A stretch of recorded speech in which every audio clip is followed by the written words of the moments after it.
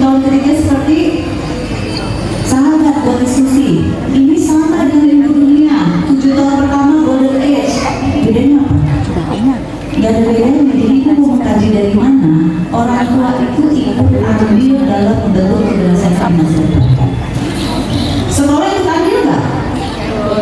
Ikut andil. Tapi ibu walaupun menyekolahkannya di SIT Smart Sahida, terus ibu bilang di Pak Kiai ini, ini saya titip anak saya ya, pokoknya begitu keluar anak saya jadi anak soleha, generasi tangguh, kuat, cerdas, mapan, kaya. Terus ibunya jalan-jalan ya, bapaknya sibuk kerja, nggak mungkin. Karena anak itu pasti role modelnya orang tua dulu yang menguatkan sekolah. Jadi saya baca sekolah mendidik dengan aturan yang Masya Allah. Tadi Pak Kiai bilang gimana dididik sholat duhanya on time, zuhurnya habis azan langsung sholat, asarnya habis azan langsung sholat. Tapi kita tadi bilang tuh maghrib sama isya subuh di mana? Nah di rumah kalau habis azan maghrib langsung sholat ya? Atau gitu deh, bangun lagi deh. Atau nunggu mepet-mepet sama isya jadi sekali wudhu langsung pakai ya Bu ya? Kita lagi mendidik anak, jangan sampai anak konflik. Di sekolah dididik disiplin, di rumah didiknya santai-santai.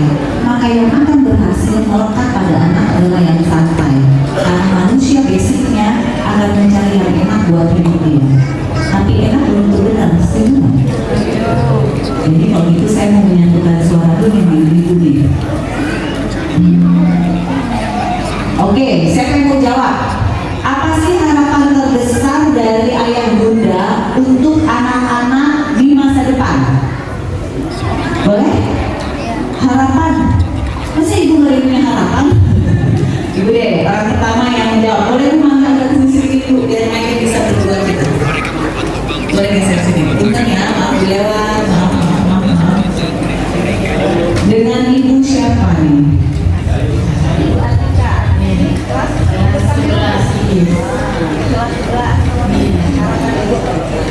Saya ingin menolak anak saya dan ilmu yang didapatkannya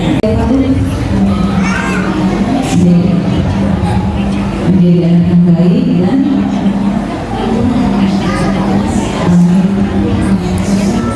amin. Amin Allahumma amin. Kita doakan dong, amin ya Allah. Terima kasih ibu. Siapa lagi satu orang lagi yuk? Ayo maju, saya nggak bisa nyamperin karena sekitarnya di situ. Ayo, sini bu, mangga bu maju bu. Boleh di.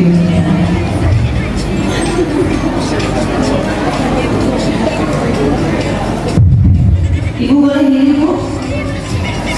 Harus dong biar kelihatan cantiknya. Amin, amin. Ya masa ganteng bu, kalau nanti kita lagi ya bu ya. Dengan ibu siapa bu? Bisa. Orang tua dari kelas 9. Oke. Harapan ibu apa bu ke depannya buat kami?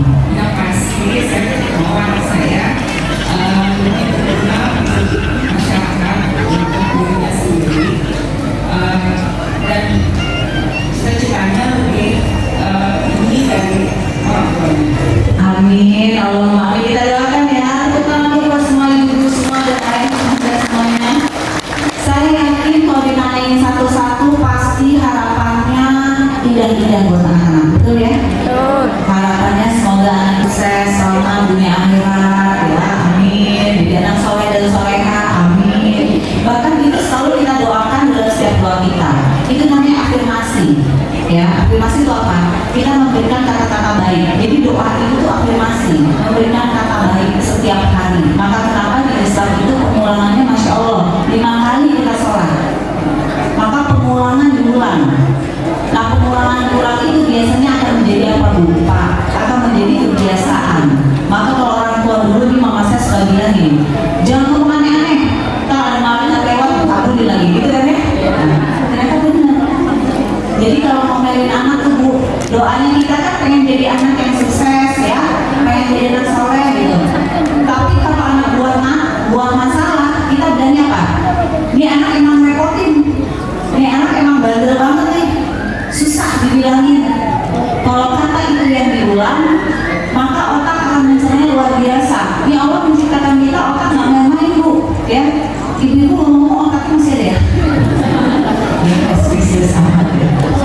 Jadi dalam ilmu neuroscience ya, otak itu Bu, ini otak kita nih, merespon setiap apa yang hati rasakan.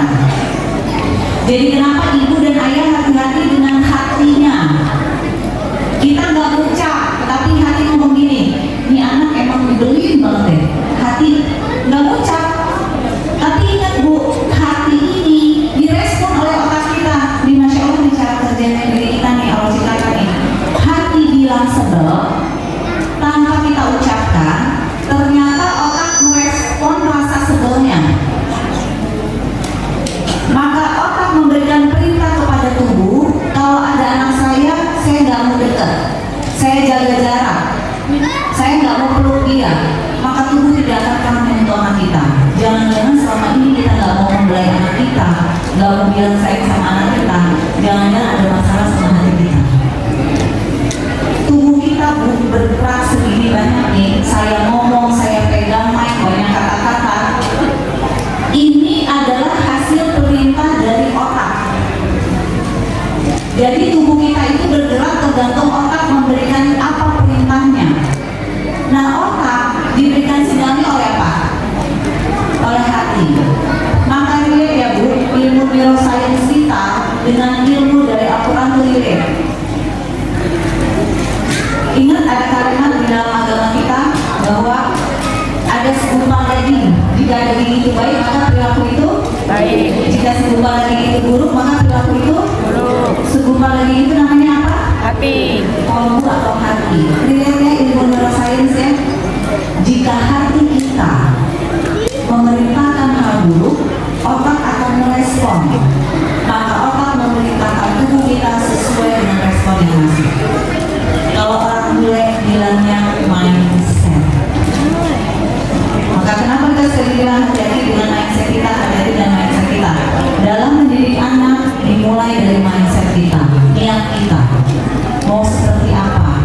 Maka ibu-ibu, bapak-bapak jaga hatinya, karena ternyata apapun respon hati kita, otak kita itu menangkap sinyalnya. Sehingga tubuh kita merespon sesuai dengan apa yang diberitakan oleh otak. Jadi tubuh kita ini bergerak karena otak ya. Jadi hati-hati tuh. Kenapa ada orang nggak dekat sama si A enak, ada orang dekat sama si B nggak enak? Kenapa ada orang yang bisa dekat sama anak? Kenapa ada orang yang susah ngobrol sama anak? Jangan-jangan tanpa disadari kita membuat jarak. Cuma kita kadang-kadang bilangnya apa? Baitan, saya kok malas kan jadi jauh. Waktu kecil perasaan dia dekat, pas udah gede dia nyaman menjauh dari orang tua. Anak menjadi jauh mungkin, tapi anak menjauh dari orang tua itu nggak ada kalau nggak orang tuanya yang memulai. Nah, saatnya introspeksi. Apalagi harapan ibu kepada anak, saya yakin harapannya Masya Allah semuanya. Jadi untuk itu yang harus introspeksi adalah kita terlebih dahulu. Konsep keberhasilan anak itu apa sih Ibu, Bapak? Konsepnya ya ini, keberhasilan anak itu bukan diukur dari prestasi akademik aja, bukan dari anak itu ranking 1, juara umum, medali dan lain-lain, walaupun itu penting sekarang, tapi itu adalah keberhasilan masa sekarang Bu. Tapi kalau Ibu bertanya keberhasilan anak, ternyata bukan cuma akademik aja Bapak Ibu, ternyata harus kita perhatikan adalah aspek sosialnya diperhatikan nggak? Emosionalnya diperhatikan nggak? Agamanya diperhatikan nggak? Karena Bapak Ibu, kita bahas bullying ini dikit deh. Saya yakin dari zaman dulu bullying nggak ada kok dari zaman saya, betul nggak? Namanya ini beda, betul nggak? Generasi saya bilangnya gencet-gencetan, ingat? Nah, jadi satu generasi tuh sama saya tuh ya. Ada yang bilang apa lagi tadi tuh diculik lah, apa ya istilah-istilahnya. Tapi kenapa dulu ya, zaman itu seganas-ganasnya kakak kelas menggencet adik kelasnya, paling fatal apa sih Bu? Saya tanya.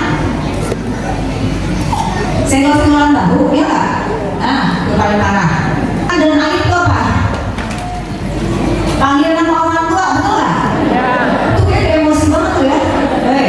Budin, apa lo? Tomat, gitu ya. Kayak itu tuh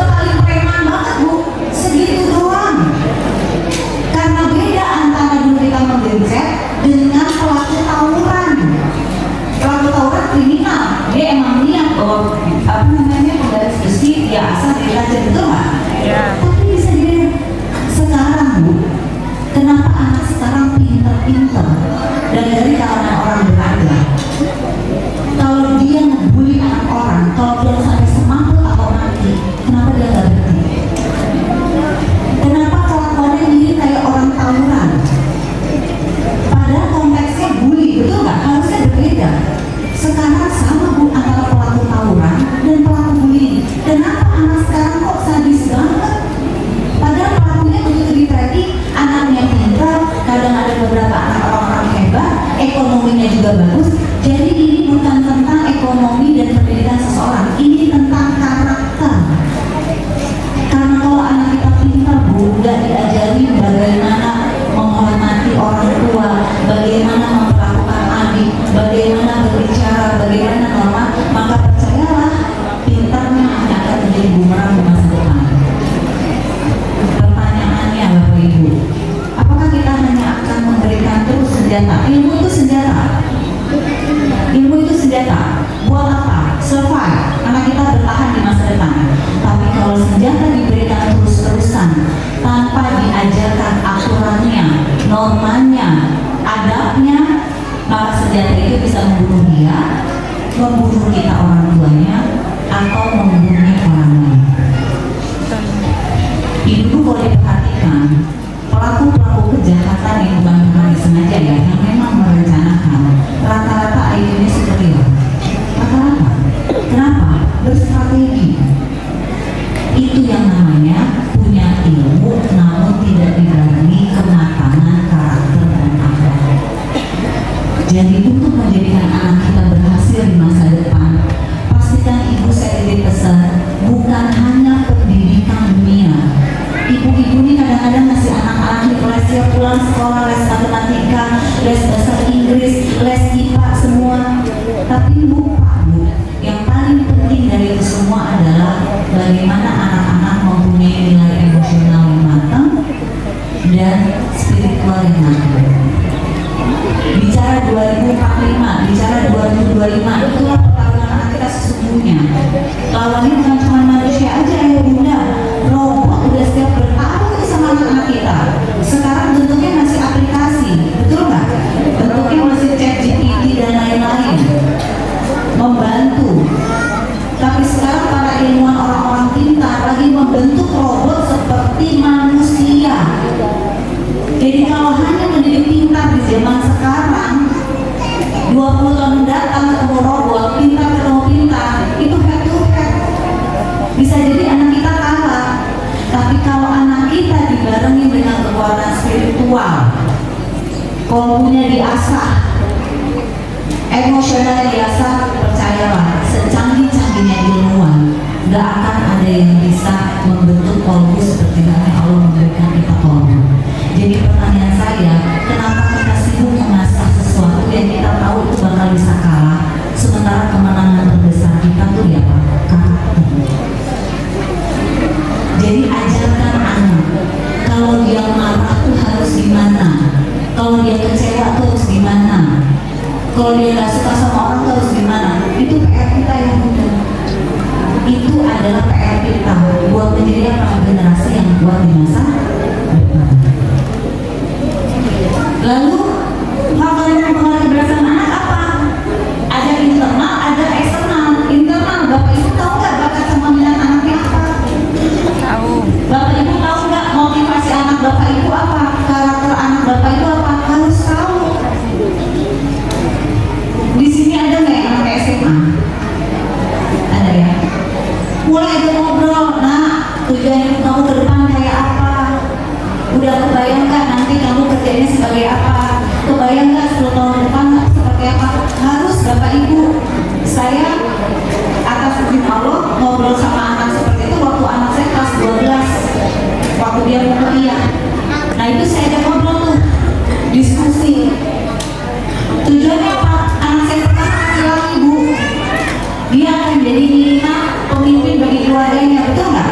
Nah saya nggak tahu nih saya bisa dampingin dia apa enggak sampai dia jadi pemimpin keluarga. Kan umur nggak ada yang tahu, betul nggak ya Bunda? Tapi setidaknya, kalaupun kita harus meninggalkan dunia ini sebelum anak-anak itu bertahan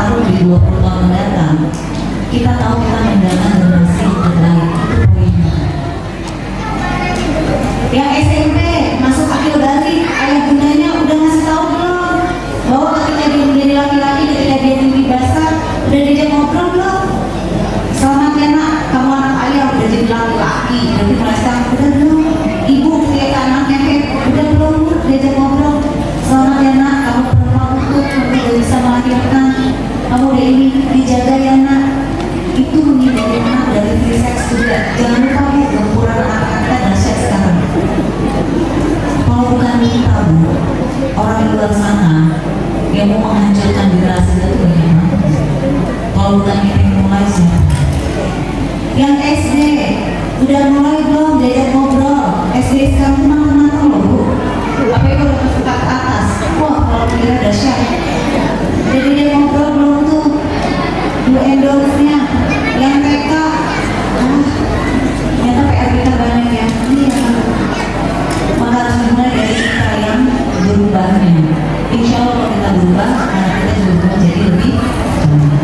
Faktor eksternalnya keluarga, oke.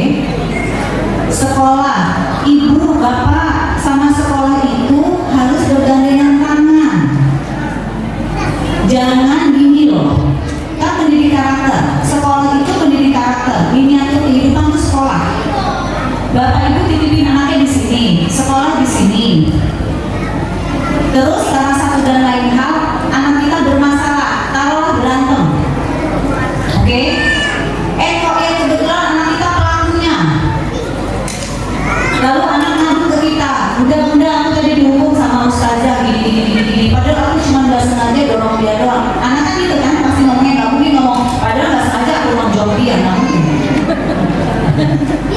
Ibunya nggak mencari kebenaran, langsung telan baik-baik, datang ke sekolah. Mana ustazah?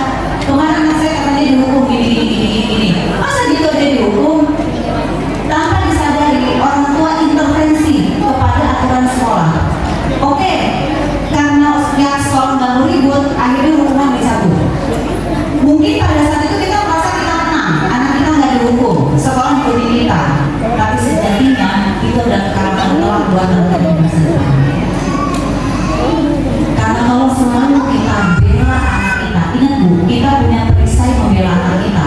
Perisai kita besar dan harus kita bela anak kita. Tapi bu, pak, titip pesan.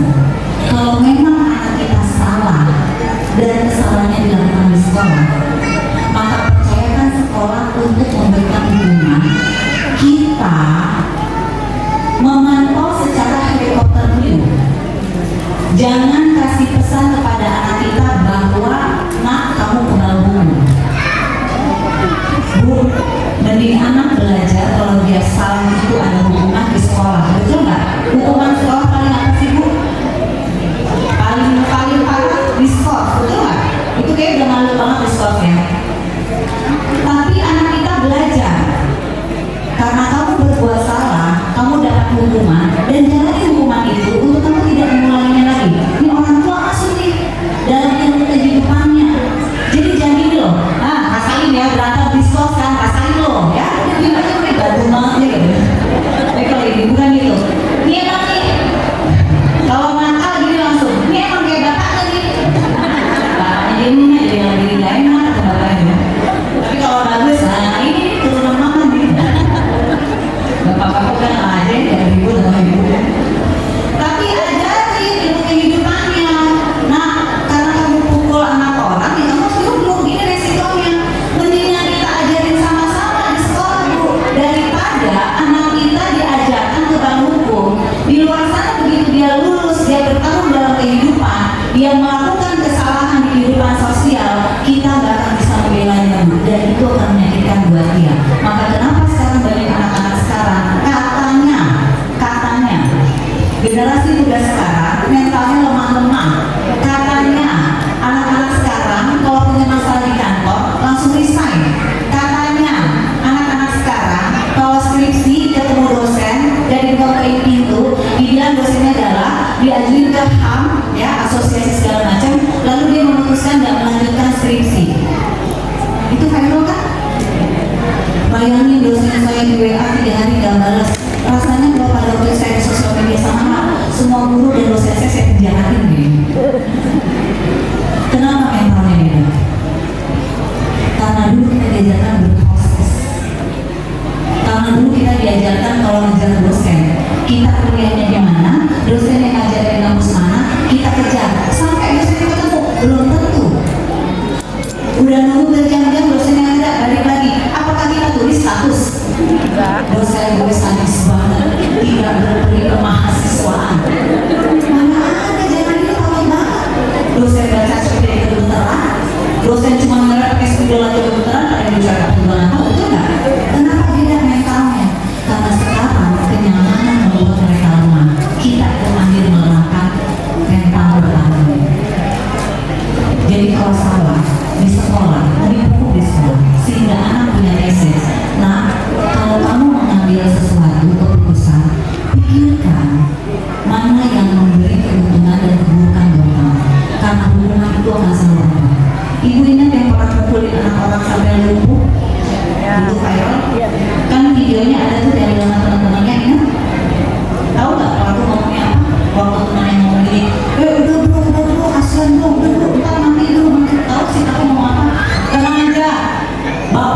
Purbalingga, nggak bakal lama-lama. Kira-kira itu anak kalau bisa ngomong kayak gitu, dari dulu bapak sama ibunya nyapuin sampahnya dia nggak? Pertanyaannya, apakah kita bisa terus-terusan menerima yang kita dulu? Perisai boleh, tapi jangan sampai perisai itu justru menyabotase karakter dan kekuatan kita. Intuisi pertarungan kita harus diasah. Maka kalau salah katakan salah, percayakan sekolah untuk memberikan hukuman. Selama hukumannya sesuai dengan kesalahan dan memberikan efek jerah, silakan. Karena kita memberikan ke sekolah bukan hanya buat kita, tapi mendidik. Lalu teman, baru masuk lingkungan, dengan siapa dia berteman, dengan siapa sahabatnya, siapa sih orang tua sahabatnya. Saya sampai seperti itu, Bu. Kalau pertemanan saya nggak mau ngecek, tapi kalau anak saya udah bikin game nih, besti-bestian ya, nah, saya udah mulai memapping siapa orang tuanya, di mana rumahnya. Penting, karena yang namanya sahabat memberikan karakter warna kepada anak kita. Kalau teman bergaul seluas-luasnya, maka saya suka bilang sama anak saya seperti ini, "Bu, Bapak boleh ngomong anak ini ya. Nah, bergaul seluas-luasnya, gak ada masalah kamu bergaul sama siapa aja, tapi nak, memilihlah sahabat. Kalau sahabat kamu kurang dari 5 jari ini, gak masalah, karena sahabat kamu itu yang mewarnai karakter kamu. Sering-sering ngomong itu, sehingga kita memilih dengan siapa dia dekat. Itu penting ya. Lalu masyarakat, kamu lagi bergaul sama masyarakat, ikut organisasi dan lain-lain, ternyata itu mempengaruhi karakter anak kita. Selanjutnya, membangun fondasi yang kuat. Pertama, peran orang tua sebagai role model, mengajarkan dan memberikan dukungan emosional, membantu mengembangkan kemampuan sosial. Bapak Ibu tadi udah ada ya mimpi dan harapannya buat anak-anaknya, udah ada ya. Nah, saya boleh kasih sedikit nasihat guru saya ya.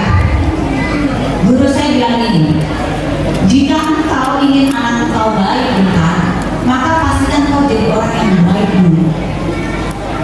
Kalau kamu ingin jadi anak kamu soleh dan soleha, maka pastikan kamu dan suami kamu menjadi orang tua yang soleh dan soleha. Karena nggak mungkin anak-anak kita itu menjadi orang terbaik kalau orang tuanya tidak berusaha juga menjadi yang terbaik, kecuali atas lebih hidayah Allah. Jadi kalau ibu pengen anak ibu disiplin, maka disiplinkan dulu diri kita. Simpel contohnya, lagi makan nggak boleh main handphone.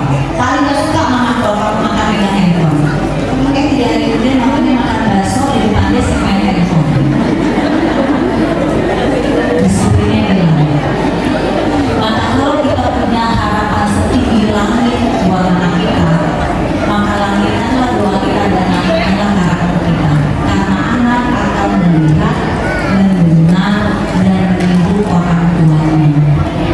Yang terjadi sekarang, kalau anak kita salah, yang disalahin itu biasanya lingkungan dulu, betul nggak? Ini gara-gara bergaul masih nih, makanya dia jadi bandel. Memang 7 tahun pertama pembentukan karakter itu di rumah. Kalau pembentukan karakternya baik, insya Allah ketika dia bergaul, dia bisa memfilter mana yang bisa diikuti, mana yang enggak. Jadi orang tua punya peran sangat-sangat penting. Selanjutnya adalah pendidikan terbaik. Insya Allah di sini ada pendidikan terbaik nih. Tadi Pak Kiai udah cerita ya. Pendidikannya pas, ada agama, ada dunianya juga, kematangan emosional juga. Tidak harus online antara sekolah sama di rumah. Jangan di sekolah disiplin, di rumah santai. Anak confused mana yang mau diikutin, dan berpasti diikutin yang enak buat dia. Itu udah pasti. Ya. Fasilitas belajar di rumahnya udah oke nggak usah mewah, tapi kasih stok dia belajar yang nyaman. Ya, tujuannya biar apa? Memfasilitasi, karena dia berintegrasi.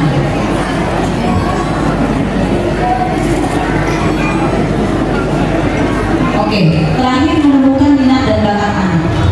Bapak Ibu, boleh ya satu lagi. Kalau di sini ada ekskul, ikuti anak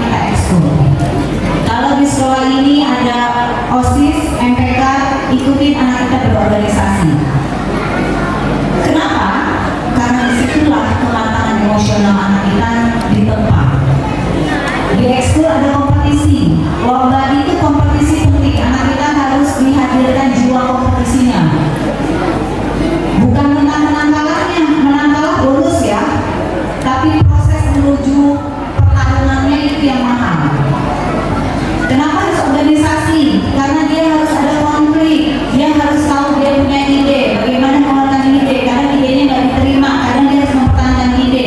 Itu kematangan emosional, kematangan sosial, dan menuju pada kematangan karakter. Oh tapi dia nggak OSIS mainkan, dia apa? Ikuti kegiatan di luar. Kegiatan selama positif silakan, karena anak kita harus punya kemampuan di area itu. Ingat, ikut pertandingan, menang kalah, menang bonus, kalah, belajar apa dari kalah. Yang kita hargai dan hormati adalah proses. Ibu-ibu sebenarnya anak ujian, betul ya? Pada saat ambil rapor, nah sudah tuh orang tua yang mengutamakan nilai hasil, pasti begitu nilai anaknya jelek, spontan dipanggil langsung. Emang ini bu, ini emang susah nih, emang susah kalau disuruh belajarnya nanti. Ya. Tapi ibu tahu nggak satu semester itu berapa bulan? Dari sini berapa bulan? 6 bulan. Ibu tahu nggak proses anak ibu 6 bulan itu ibu apresiasi nggak? Terlepas dia gagal atau di ujung. Kenapa kita lebih lihatnya mana nilai yang jelek dibanding mana yang bagus? Dan kenapa kalau yang jeleknya matematika kita marah banget, tapi kalau yang jeleknya yang lain kita biasa aja. Tapi kalau yang menurut ibu kayak cuma olahraga, PPKN, ya udah nilainya jelek. Kenapa? Jangan-jangan kita punya ambisi yang tertunda. Karena saya tidak bisa matematika, anak saya susah matematika. Maka ikut-ikutan setiap hari dengan les-lesnya yang tidak henti. Padahal anak ibu potensinya di hafalan. Maka salah kita mengasah potensinya. Saya, kalau sama eksak saya nyerang. Saya nggak tahu kenapa sama rumus matematika itu gak bisa banget sama saya.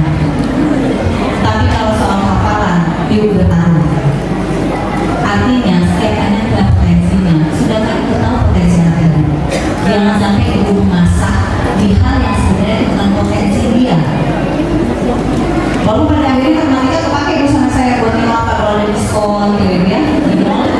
Tiba-tiba pinter gitu loh bu, diskon 30% tambah 10% bisa loh saya.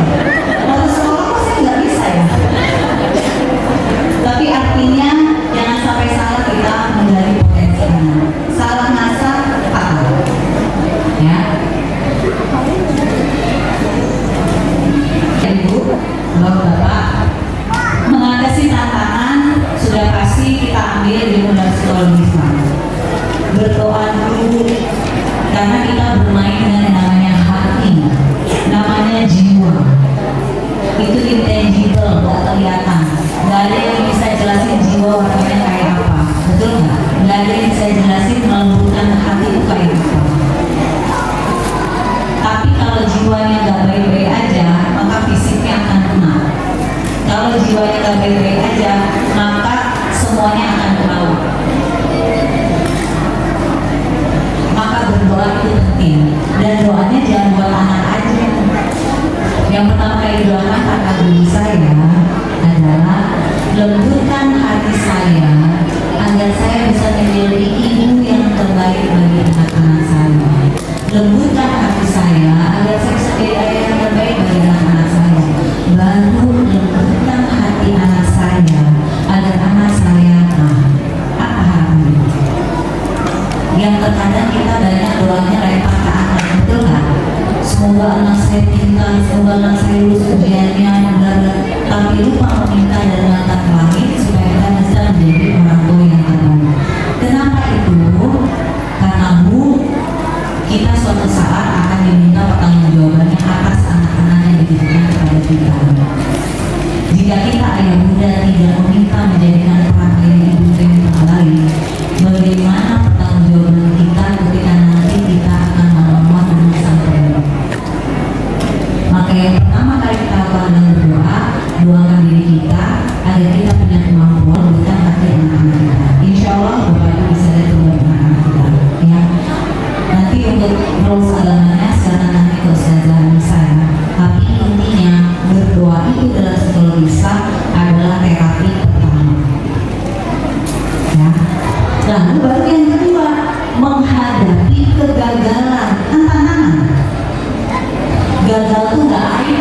yang baik itu katanya suka banding-bandingin.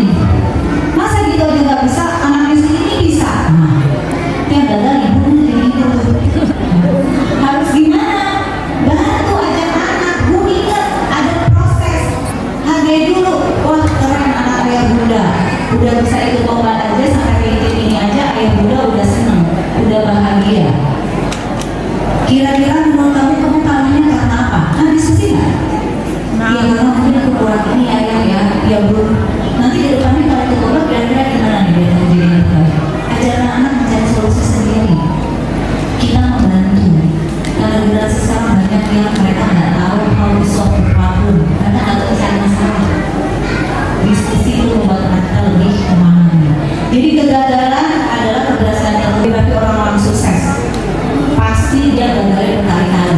Yang membedakan orang gagal sama orang sukses apa? Orang gagal itu udah gagal lalu bangkit lagi. Kalau orang sukses gagal bangkit, gagal bangkit, gagal bangkit. Dan satu titik dia sukses sama. Kenapa?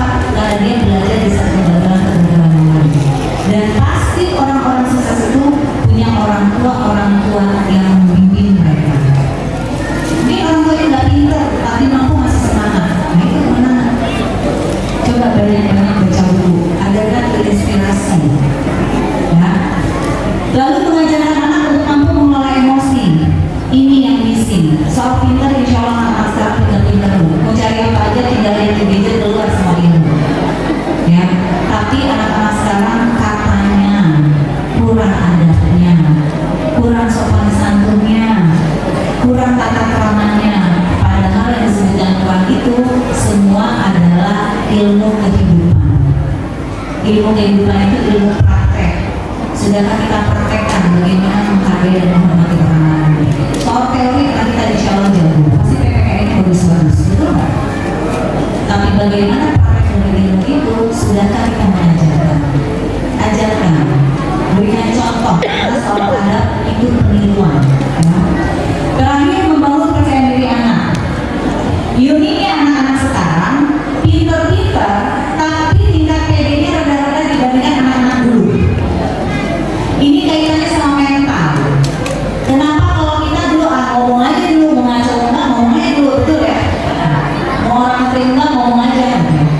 Kalau anak-anak sekarang pinter-pinter, tapi mereka ketika disuruh presentasi hanya skriptornya gitu aja. Karena ternyata kita mengalami anak-anak sekarang kekurangan kosakata bahasa Indonesia, bukan bahasa Inggris. Kenapa kekurangan kosakata? Karena mereka biasa berinteraksi dengan gadget, mereka terbiasa chatting, mulutnya tidak terbiasa untuk berinteraksi. Maka begitu kalau mereka disuruh ngomong ke depan, mereka bingung bagaimana cara berbicara yang baik di depan. Beberapa anak kehilangan kosakata, maka itulah anak-anak kita berani berbicara. Dan sekarang speech delay itu banyak banget loh. Anak terlambat berbicara itu banyak banget. Tapi guru-guru TK tahu hal ini. Bukan karena ada masalah dalam ronggaannya atau karena siptom tuh lidah pendek, bukan. Karena apa? Anaknya biasanya dikasih gadget, dia diajak ngomong. Akhirnya anaknya tidak terlatih membiasakan otot mulutnya berbicara. Ini kan berbicara untuk otot bu, masya Allah ya. Ada otot yang ada di otak kita untuk menguatkan lidah kita sehingga bibir dan lidah bisa bersinergi menghasilkan kata-kata. Kalau tuh anak cuma dikasih gadget doang, maka yang terlatih cuma ini. Maka ketika disuruh ngomong,